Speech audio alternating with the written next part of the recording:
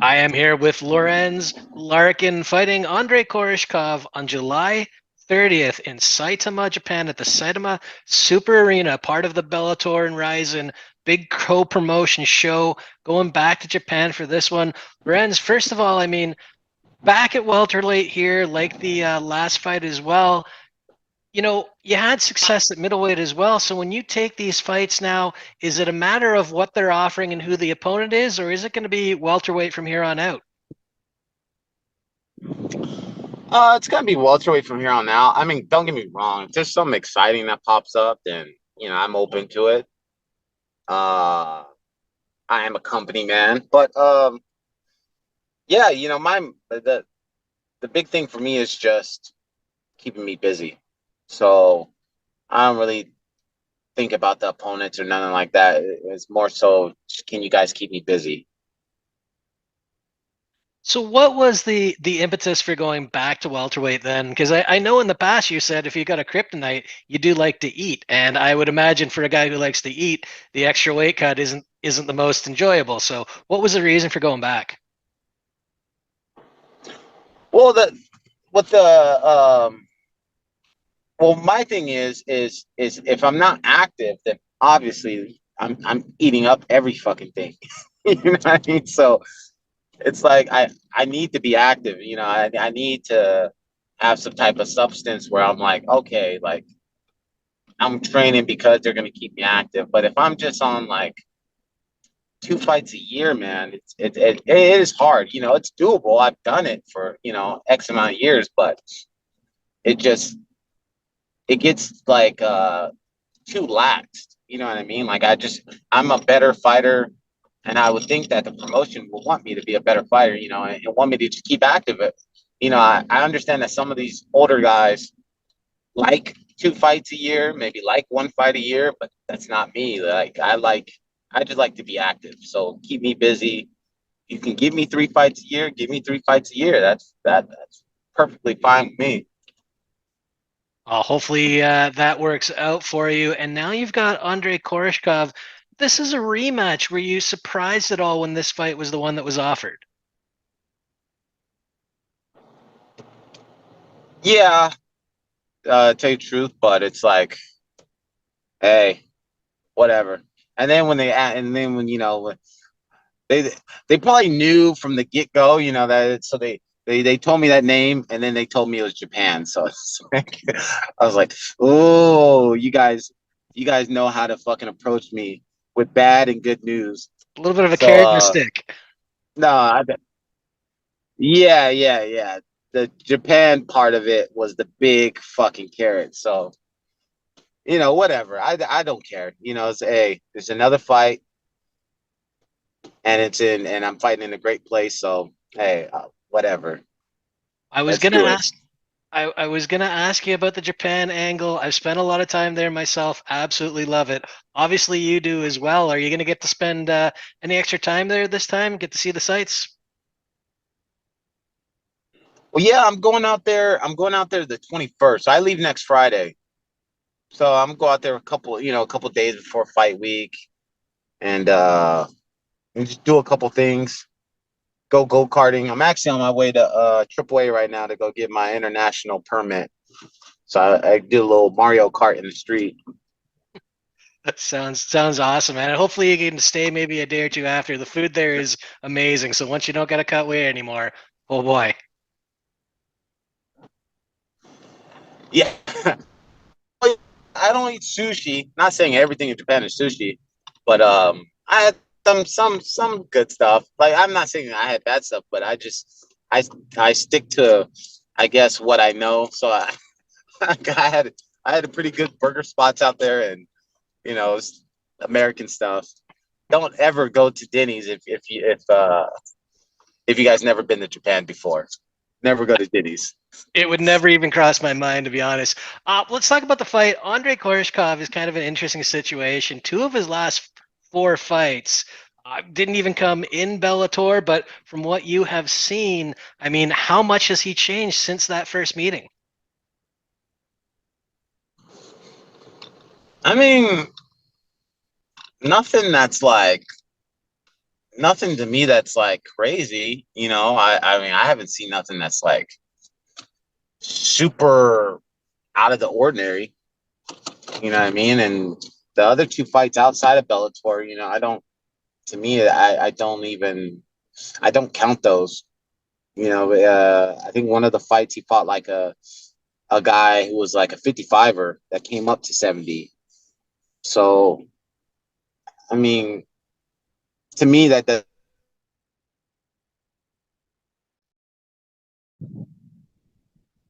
Sorry about that. I think I lost my internet there for a second. Should be back. Can you hear me?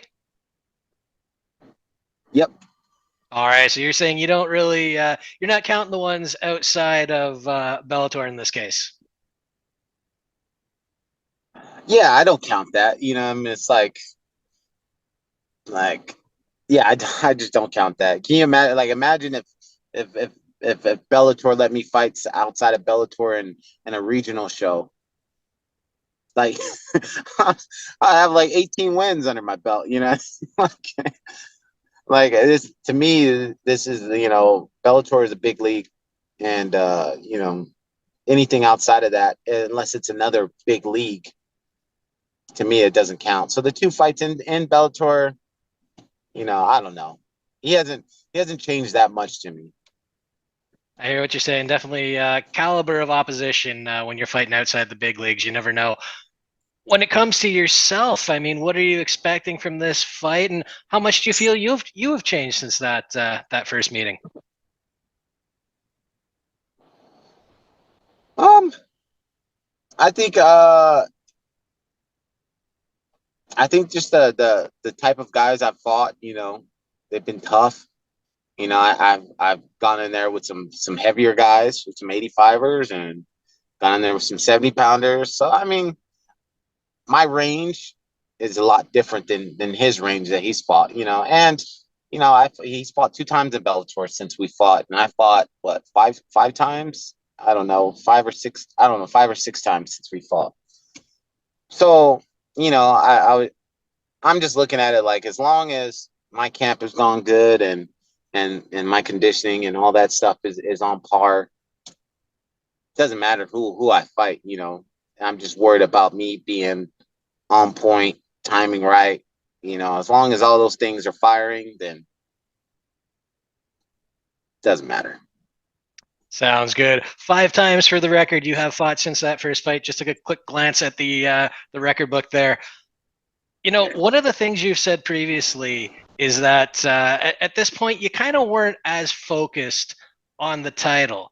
And then we come into this fight, and Koreshkov is number 5 in the division, and presumably you would jump a fair bit higher up with a win over him, because I think you're ranked number 9 right now. At what point do you go With back and look at another, with another. one more after that? No, I'm saying, yeah, with another win over him, it's just like, I don't know, man. I don't like I keep saying, I don't know. I'm not focused on the title fight. I'm just I just want to keep fighting, and I'll just let that speak for itself, because I mean, since his fight, he's fought two times outside of Bellator, two times in Bellator. I fought 5 times in Bellator since beating him, and I'm number 9, and he's number 5. You said so. I mean, I don't even know how that even comes up. I saw that's why I don't even think about the rankings. I don't think about none of that shit. I just give me the fight. Give me the fight so I can sign the contract and then get to camp. And that's pretty much what I've just been focused on, man. It just keep giving me these fights, and I'm just gonna keep going, keep going, keep going. Does that make it hard at all to kind of navigate your career if you don't understand the rankings or trust them? I mean, is it harder for you to say, "Hey, this is where I need to be to get to here to here to here," whatever your goal is at the end of the day? No, it is. I mean, it is super hard, because I don't need to talk shit. You know, I just come from an era where there's no need to talk shit if we're gonna fight. You know what I mean? Like to me,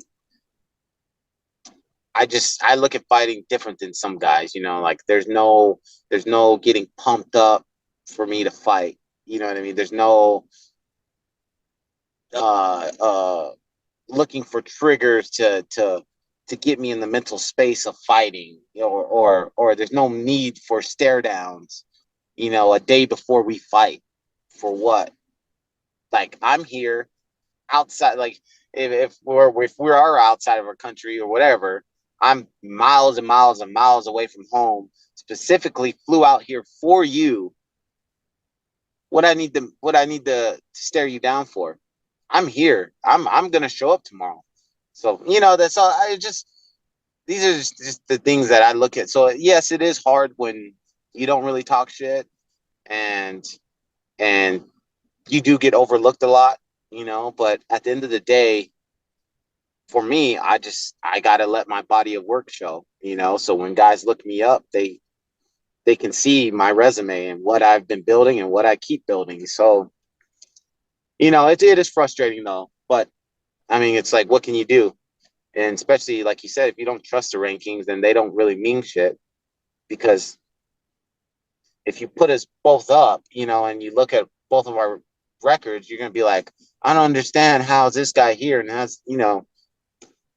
it won't even make sense to anybody who looks at it. So I don't even bother with it. I just keep me busy.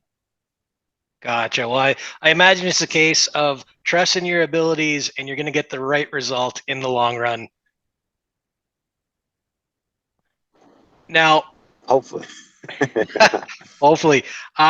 We talked about this a little bit ago. This is in Japan. It is a little bit of travel. You're going out early. I'm just curious in terms of, the weight cut or, the timing of the fight, because you might be fighting a different time of day than you usually would with the time difference and everything.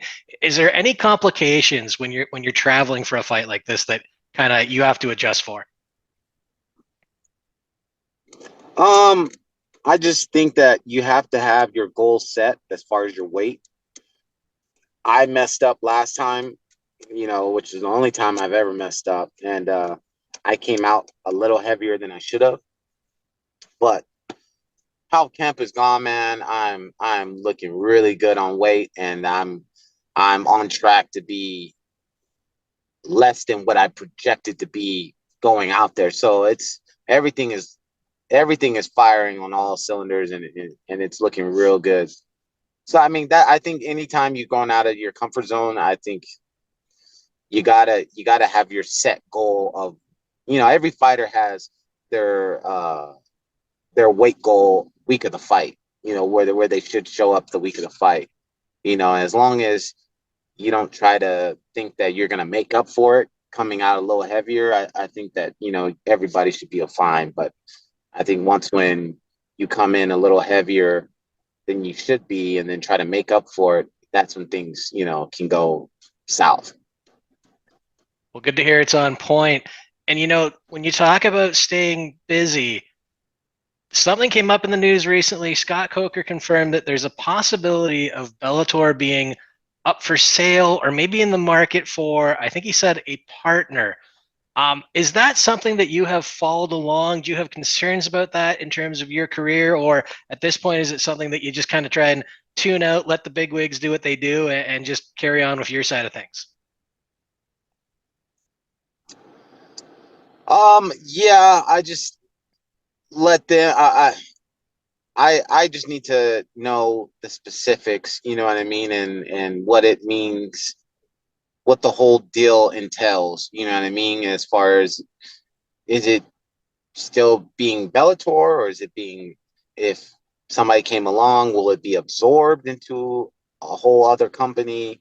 And those are the things that, if I'm being absorbed into something, you know, to be truthfully honest with you, I probably wouldn't be want to be a part of being absorbed into something. So, I just gotta wait and see and kind of go from there. I'm kind of curious about the comment that you wouldn't want to be absorbed into anything. Is that at all to do with your experiences in Strike Force, and then Strike Force, of course, was absorbed into the UFC, or is there something else that kind of makes you feel that way? I mean, well, if it just in my outlook is if it was absorbed, I probably would probably test free agency or something like that, you know. So I just I don't know. I just don't think those type of deals are good when sometimes Oh, I just lost you on audio for the it last. all it all. Oh, There we go. can You're you hear me back. now? Yep. All right, sorry about that. But no, I just think that maybe it's not always good, you know, when fighters get absorbed into another promotion as far as contract wise. Well, who knows? I don't know. We're not there yet, but you know, if it wasn't looking right, then yeah, I would probably just test free agency. Gotcha. I'm going to ask you one more before I let you go. Always appreciate the time, Lorenz. Looking forward to this fight. But you mentioned free agency, and the free agent market is something that, you made the jump from the UFC to Bellator. Other guys have. Now we've got a few more options, the one championships, the PFLs of the world. And we saw Francis Ngannou with the big signing recently, obviously, and now the Tyson Fury fight as well.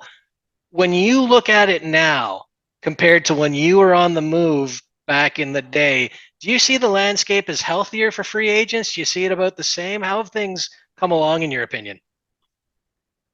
It's still the same, you know, like, you know, for the longest everybody thought that, you know, I got the boot, you know what I mean? Which in reality I there's no way I got the boot. You know, I actually got an offer. I got an offer to come, you know, to sign another four fight deal with UFC, you know. But I turned it down and I went free agent, you know what I mean? And then went my rounds with that, you know, and ended up getting a better deal at Bellator. So I think for the most part of it, it's for like somebody like Francis, that was a good move on his part, you know. But a lot of these guys, man, and don't get me wrong, like I understand the business aspect of it, and you know, if you're a business and you can get somebody for cheap, it's not the business's fault. You know what I mean? It's the person who got it, you know, who accepted something for cheap. You know, it's a business. You know what I mean? So a lot of these fighters, you know, they hold on to the name. You know what I mean? And they don't want to leave because they're not going to be able to say I'm yada yada yada XYZ fighter. You know what I mean? So a lot of these guys get shitty contracts, and it's they keep doing it. They keep doing it because you know they want to hold on to that name of being an XYZ fighter. You know, so I don't know, man. I mean, I was just uh always banked on myself. I always was willing to bet on myself, and if I feel like I'm getting jerked around or not appreciated, then fuck it, I'll leave. You know,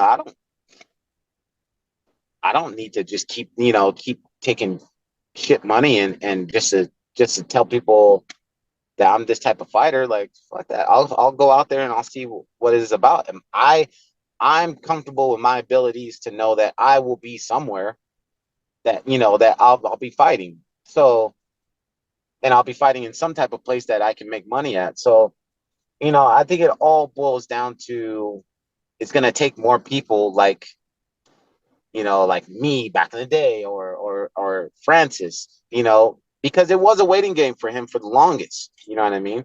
But he was able to wait it out and now look, he's gonna make fucking this fight with Tyson, he'll probably make more money he's ever made in his whole fight career.